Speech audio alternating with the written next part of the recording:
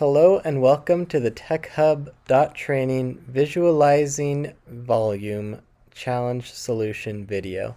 In this video, we're going to be going over one of the ways to solve the challenge outlined in this week's challenge.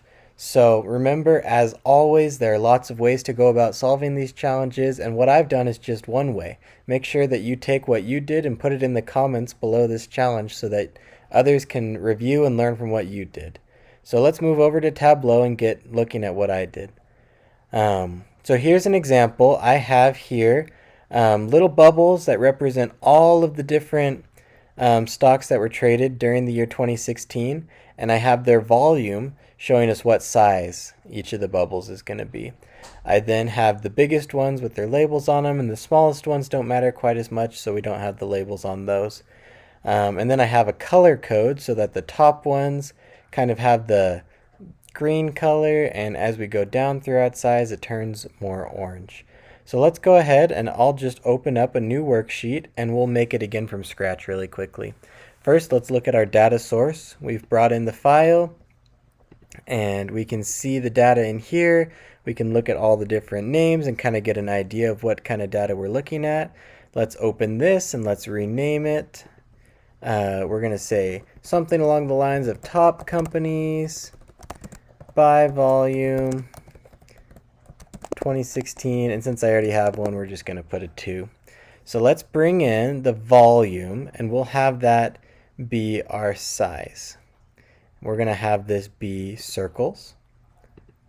So we're going to have size of volume. Then we're going to have volume again for color. Have that be the sum. We're going to also have this be split by company name. So let's take name and put that as a label. And that'll start to split it up by the individual companies because we've put that as our name. So it knows to split that. We have the size because we've put the sum of volume under the size attribute or mark. And then we have a color coding because we've put the sum of volume under color code. So one thing I'd like to do is come in and we can click color here and click edit colors, and we can kind of change our color scheme. If we didn't want blue, maybe we wanted this time an orange, kind of going from a gray for the small one up to an orange for the large one. That seems pretty good to me. So that we have the biggest ones kind of coming to life with that color, and that shows us everything we need to know except for the date. So remember, we only want to see the ones from 2016, so we can take the date over here to the filter. We can look at years and we can select just 2016.